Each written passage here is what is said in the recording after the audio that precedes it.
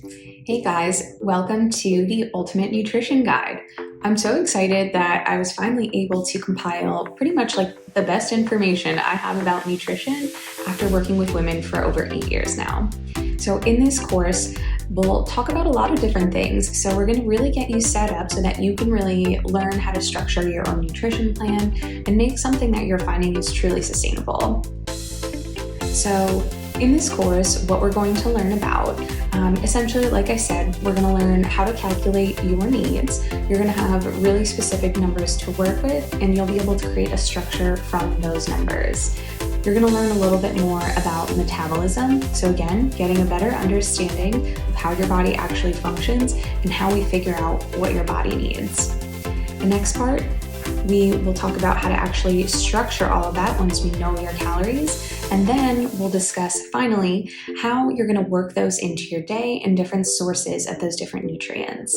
It sounds like a lot right now, but don't worry, hang in there. We'll go over some things and it'll become much more clear to you by the end of this. So the first thing that I want to get into is some core concepts when it comes to nutrition and a little bit of fitness in there as well. So the first thing that is really important when you're starting this process, your mindset going into it is so critical. It's really important to be at a place where you feel like you can really mentally commit to a process, especially if it's going to require some change.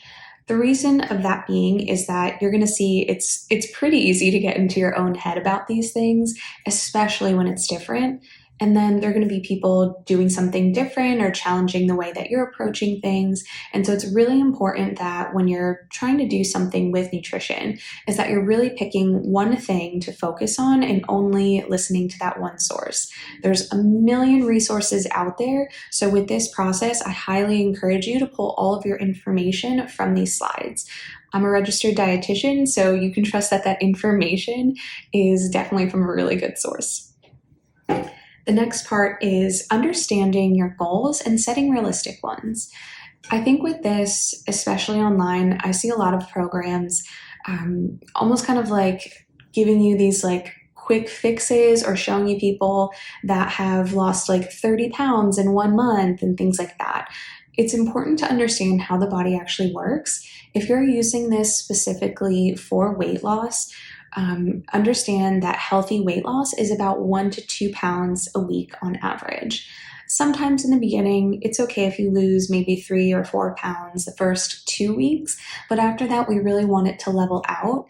If it happens any more rapidly than that, you're going to end up losing muscle, therefore slowing down your metabolism. So if you're going to be working really hard, going to the gym and eating healthy, you really want to preserve your muscle mass so that your metabolic rate continues to go up through this process versus restricting too much and actually making your metabolism slow down over the process. The next thing I encourage you to do is really limit how much you're using the scale during this process. I know it's really tempting to want to get on the scale daily. I've been there, I've done that as well. But the thing with it is our bodies naturally fluctuate up and down when it comes to our weight. So that has nothing to do with whether you ate good or bad that day. Our weight will naturally fluctuate. If you ate exactly the same over the course of the week, your weight will still fluctuate even though everything is held the same, even the water. Just naturally, our bodies are not perfect. It's not a perfect system where you burn exactly the same number of calories every day. And you're going to see, again, sometimes you could have had a little bit of extra salt here and there, which might just make your weight fluctuate. And that's not something that you need to worry about. It's the overall trend of how you're feeling from week to week. I definitely encourage doing stuff like progress pictures. I think those are usually a better testament of your progress versus solely relying on the number on the scale. Especially if you're trying to build muscle too, you don't want to negate that hard work by thinking that the scale is the main thing that's going to dictate whether or not you're making progress. The scale doesn't tell you the full story, so don't forget and don't sell yourself short on the progress that you are working really hard to make. So on the next slide, we have a little bit more. So we have a few slides of the core concepts. I really just wanted to make it super clear and bust some myths for you so that during this process, it feels a lot easier and you can kind of relax into these different methods that you might be using in comparison to previous programs that you might have done. So the next thing, there is no magic pill. I get asked this all the time. People inquire about supplements and see if there's something that they can take to boost their metabolism, or something that can expedite the weight loss, or there's all sorts of products out there on the market, and truthfully, none of them really are the solution. A lot of them are just super expensive caffeine pills that elevate your heart rate, make you sweat a little bit, but don't actually increase your loss of body fat. So save yourself the money, save yourself the research online of looking up different products and reading reviews. The truth is, you don't need a diet or a metabolism pill, and any diet/metabolism pill out there is not really going to give you the results that they're claiming that they will be. All you need is consistency, effort, and some good nutrition. So the next point, low-calorie diets will slow down your metabolism. I know I touched on that in the previous slide, but I do want to reiterate this because it is super tempting sometimes to be super restrictive because we want to expedite the weight loss process. But the thing is, that really works against us in the long term, because what's actually going to happen is that your muscle mass, again, is going to decrease if you're not getting enough calories in, especially not enough protein. Once that happens, your metabolic rate slows down, and it takes a very long time to actually get your metabolism to build back up. So save yourself that damage, stick to the plan that we have recommended in here, and don't take that food away from yourself. Who doesn't love to eat? Work it in, girl. You earned it. You deserve it. The next one, detoxes. This is another really big one. A lot of people want to do a detox to jumpstart a program.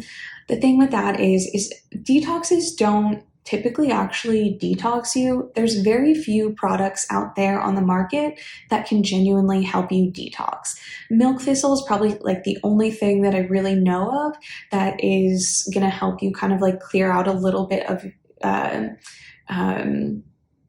we'll say like free radical buildup within your liver. But other than that, a lot of these detoxes really just kind of make you empty your bowels. And I guess that does feel great sometimes if you have any issues with that, or like decreased bloating. But again, ultimately, a lot of them end up doing more harm than good. So if you're doing, for example, I've seen like 1 week detoxes where they give you this juice and you just like drink this juice every day. The biggest problem with that is the fact that they're just giving you juice, which is a lot of sugar. And just drinking sugar as your only source of calories for an entire week, you can only imagine what that's really going to do for your body. You're going to lose weight on a detox, mainly because A, you're not going to be taking anything in, and B, there could be something in there that, again, just kind of helps you go to the bathroom. So again, detoxes, they are not worth it. All you have to do is just start. It's that simple. Don't make it complicated by throwing in additional supplements. You really don't need it, and it will not expedite the process of losing weight or getting healthier. Next, having a balanced diet. This is another really important one. The media definitely demonizes so many food groups or certain foods, and that's really just like a marketing scheme to get you to buy into their product or their service. All foods are important in a balanced diet. And a big key part of this is the fact that, if you're doing an elimination sort of diet for a reason other than like testing your food sensitivity, you have to realistically think about moving forward with your life. If you ever want to eat those foods again, you're going to gain weight back from restricting certain things. And I hear people do all the time where they'll say like, okay, I'm just going to do keto for 3 months, lose weight, and then like transition into something different. This doesn't exactly work, especially because The way keto works, it's like water does stick to carbohydrates in the processing. So you do lose a lot of water weight in that process. But the thing, again, going back to it being sustainable, if you're really going to commit to a life without carbohydrates, you're putting yourself at risk. Your body needs carbohydrates. And so with that, you want to make sure you're eating like a broad spectrum of things and that it's not taking away from your life. I think any diet program that restricts you from going out with your friends or being able to go out to eat or being able to go to a birthday party or a celebration, it just doesn't feel like something that you'd want to do for, like I said, the rest of your life. You want what you're eating to enhance your life, not detract from it and take away from the things that also bring you joy. All right, so the next slide. Not all calories are the same. I think that calorie counting can be really helpful to help you understand where your calories are coming from. However, it's really important to acknowledge that we're going to focus a lot more on nutrients versus calorie counting in this process. The way this is set up, it'll be much easier once we get down to that part, but just know that each calorie is in there for a specific reason. So like protein calories are different from carb calories, which are different from fat calories. So it's really important to look at this more as like trying to be nutritionally balanced rather than being calorically restrictive. The next one, as you kind of go along and start to explore different snacks, different products that you can incorporate into your nutrition plan, just know that front-face labeling is not a health indicator. When it comes to packaging, it's all about marketing. Companies are trying to make their products sound as appealing as possible. And so what they do is put a lot of things on the front of the label to almost, like seduce you into buying their product. And hey, I've fallen for it so many times where I see labels like, 70% less fat than the leading brand, or even trickier ones. Well, they'll say like, the whole package has 20 grams of protein, but then you flip it over and you're realizing that, yes, the whole package has 20 grams of protein, but then that's providing like 900 calories and there's like 8 servings in the package. So it's really important to process and really focus on the back of the label if you're trying to assess whether or not it's something that you want to eat or incorporate, rather than basing it off of the front and buying into that quick marketing. The next one, exercise doesn't counteract a poor diet. So what I really want to emphasize with this also is to not use exercise as punishment for eating something. I remember doing this all the time in college when, we would go get froyo and then want to go work out because we're like, okay, we need to work off all those like sugar calories that we just consumed.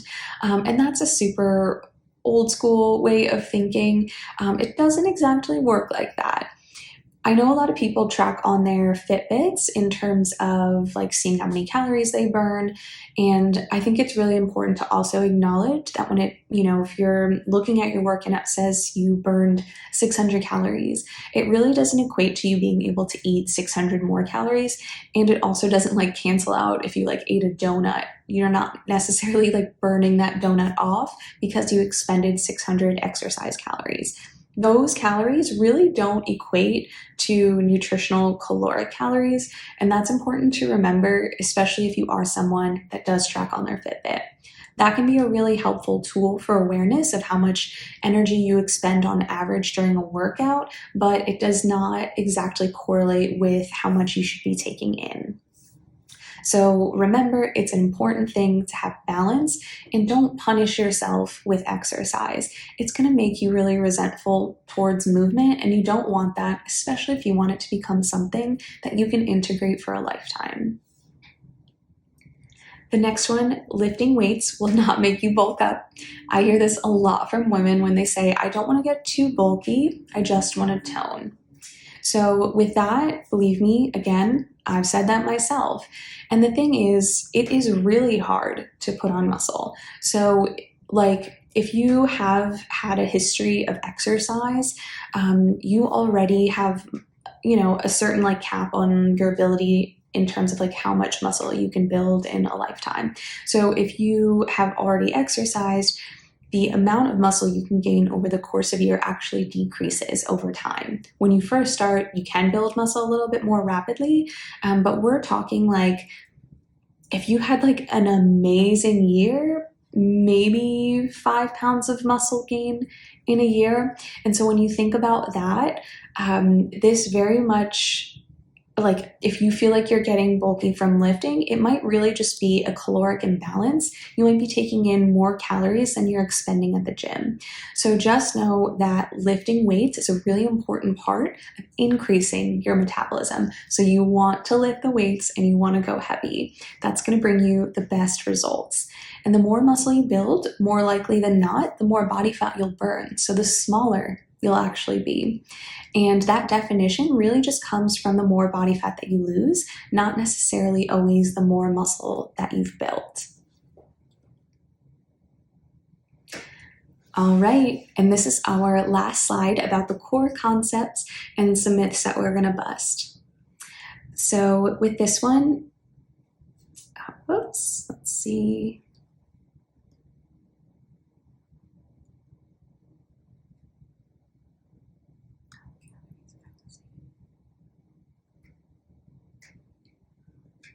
Looks like we got a duplicate slide on there. So that's my mistake. So, all right, well, I guess that concludes the first video a little bit earlier than I anticipated. So for the next video, what we're going to be talking about are your calorie needs. I wanted to break this up into more palatable chunks so that it's easier for you to digest. I think it's really good, especially when you're learning some information that's kind of new to you. It's really good to kind of sit with that before diving into the next one, especially when a lot of these different concepts that we've talked about in these core concept slides might challenge a lot of beliefs that you really thought were true. And so if you're feeling that it's important to explore those further or ask more questions, you should definitely do that. You want to feel really confident before you move forward in terms of what we're going to go over next. If there are any of these core concepts that you're feeling uncertain about, I can definitely provide you with additional resources as to where we get this information. A majority of this information is coming from Krauss, which is like basically the dietitian's guidebook of science, all about how the body operates and the reality of what we're taking in, how we're moving, and how the body processes it all. So with that, anything that you see in here, I can promise you is backed by science. I'm really big on that, so absolutely, I'll try to even incorporate some good resources later on towards the end. And we're also going to provide you more resources that we've created to help you, again, further expand upon what's going on here. We'll also have these slides, so if you feel like you missed some notes that you've taken, definitely, it's totally okay. We'll have the slides there. And so that way you can utilize those as well. And again, moving forward, feel free to take notes, but we'll have those slides for you. So it makes it a little bit easier and you can focus a lot more on what I'm saying versus worrying about making sure you're writing everything down. I can't wait to get into the next slide. Thanks, guys.